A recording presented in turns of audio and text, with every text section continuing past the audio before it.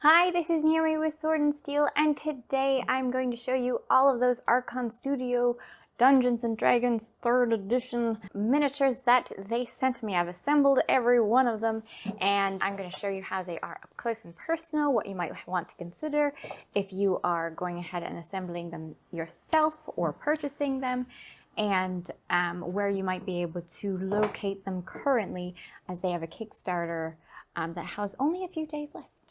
But you should be able to reach them in the future if you're here from the future.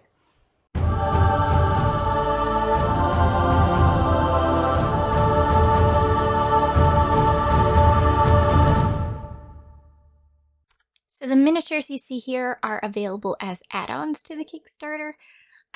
The rocks that you see are actually part of the Elven Woods set, which is one of the encounter pieces that you can get. All of these various buildings, the Tudor building, the streets that you see, the lava set, the sewers set, and that one towards the back is the castle set. All of these are add-ons that you can get in the Kickstarter. I haven't completely assembled it as I was figuring out exactly how I wanted the sewer system to go, but you can definitely add enough connector pieces so that you can pick it up at least in like foot sections without any problem and moving them here and there. You see those small holes in the floors? You can actually fill those with tiny pieces they have. I just haven't in all places, and other places I have. There's more than enough connector pieces to connect everything in whichever way that you want. For the lava and the sewers, there's alternate options. You could get different versions like ice and goo and stuff like that. Assembly is very straightforward. It comes in tiles and sections, and it's tough, and you can tear it apart, and you may want to plan out what you're doing ahead of time because it's a bit of a pain to separate the pieces. It's like working inside of a Lego city. You want to have done the inside before you get to the outside. That's what I'm saying. But everything is so strong. Like these guys, I could definitely just throw them on the floor and they'd be fine. This table is like 3 feet tall. Let's just throw it on the floor. See what happens.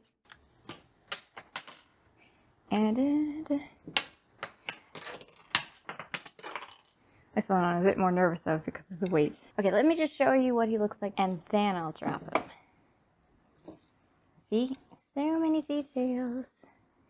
And because he's plastic, can just fix up any seams that didn't quite go together as well as you would like. If you're ready, it's okay. It's plastic. I can fix him. He's tough. I'm a bit nervous. Whoopsie. He's fine. Not a dent. And here is the guy with the cow. Nice ogre or troll with the cow. So much nice detail. Oh, the cow's legs would quite possibly break off if I dropped him. I could see that happening. Do I want to do that? This one I would not suggest doing the whoopsie test on. I do not suggest having her anywhere where she could fall because that would be a pain in the butt.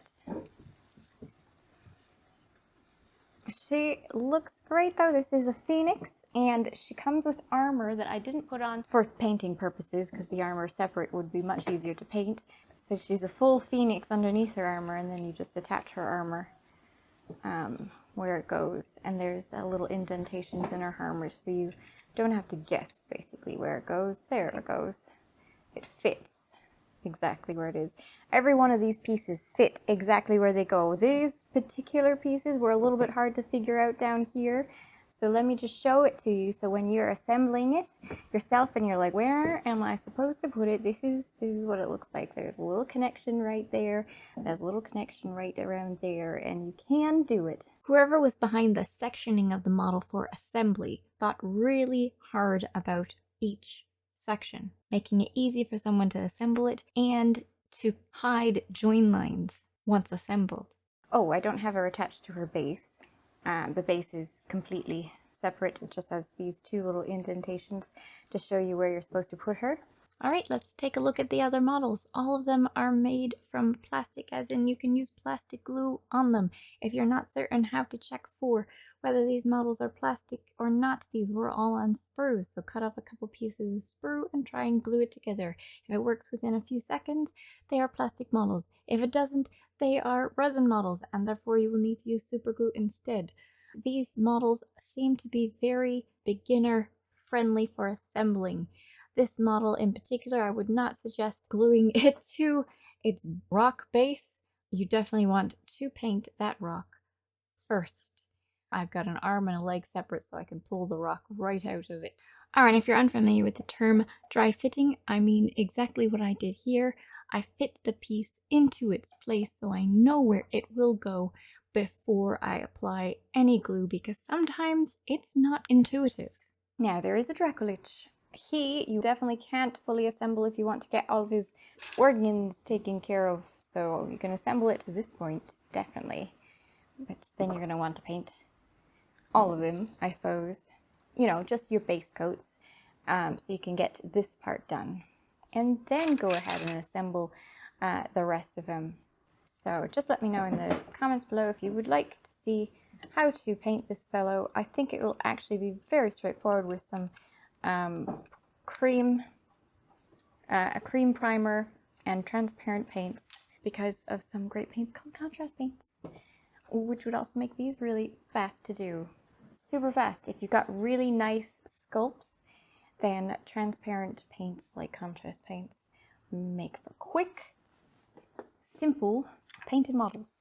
It's lovely. It's a little market stall. It gives you a good idea of the details that you can expect from your models. See the little details? There is a bunch of love put into the creation of these. Town starter. Here's one. We got a dwarf. So the complexity of the model is actually very nice. How they assembled it really cared about removing any seam lines so that you can't see that it was made of several different pieces. They really thought that one out on every model. I have no idea why they thought this was necessary for a townsfolk, but I really love it, and I will absolutely be making a campaign where that fella is in there somewhere. People will be like, there's a ghost haunting the church in there, and the players will be, okay, we're going to help, and they literally see a little child going around scaring everyone, and you're like, wow, I nearly killed a child, but it'll be okay, I'll give them a chance. This elven sorcerer. But for Dungeons & Dragons miniatures, these are fantastic, and I think I'll go over that again with a bit more plastic glue, but if not, I'll prime it, and then I'll go over it with plastic putty by Vallejo if I find any more seams to do. I haven't attached these guys yet, so you can paint them separately. They attach like a dot, and when I do attach them, I will properly glue them together. But if you are curious, every one of them has basically a horse. I mean, it's got the indentation of your fellow's legs in the horse, but the horses are basically full models by themselves.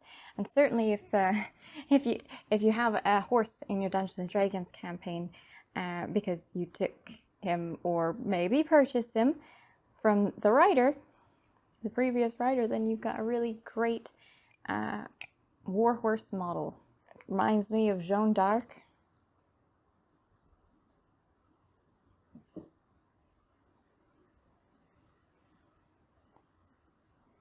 A nice, perhaps paladin female.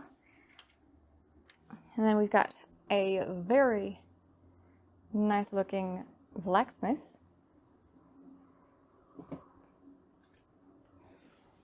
Anytime you need a blacksmith NPC, a scholar that could definitely be a player character, or the person that you're trying to get spells out of. I like the goggles. Senior. And here is the child, which I think if you look up close, you would agree has very scary eyes. maybe it looks nicer when you paint it.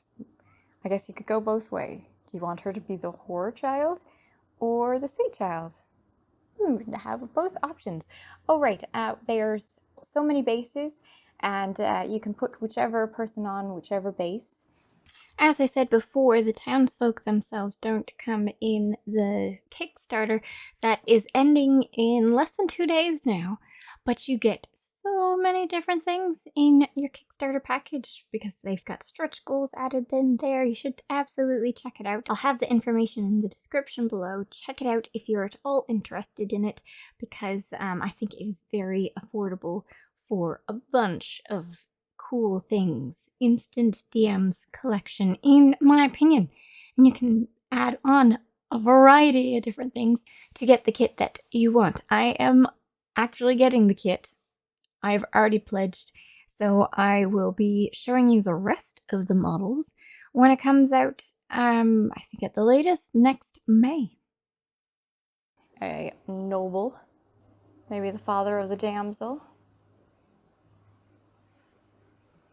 He is letting someone into the area because they paid him to do it. How cute. I can't tell you how many different cards there are. So many different cards. Get enough. As you can see on here, I have all of these. These are all guards. All guards of some kind. Ready to do the battle, other than the ones with the donuts. Since you can't really get these townfolk, I won't go through every single one of them, but when they do come available, so many good models for characters, for townsfolk, for NPCs. I mean, there's so much, and they're all nicely detailed, great for painting. So if you're at all interested in this kit, you should check it out. I don't think I could say it enough. Check it out. I think it's worth it if you're a dungeon master or love painting miniatures. You should check it out.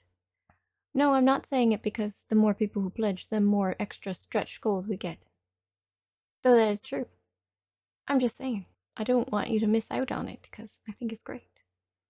Thanks for watching. I hope you enjoyed it. Like and subscribe if you did. Check out their Kickstarter stuff in the description below, and you will see them in future videos, as I have some brand new paints to try out, and these ones seem like a great way to do that. Okay, thanks. Bye. Hi, this is Naomi with Sword and Steel, and boy, it's warm today. I love it, and also I'm warm, very warm. It's gonna be like that today, is it?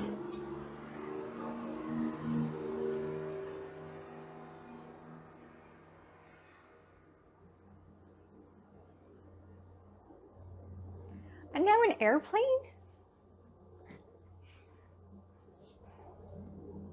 That's what I get for having the windows open.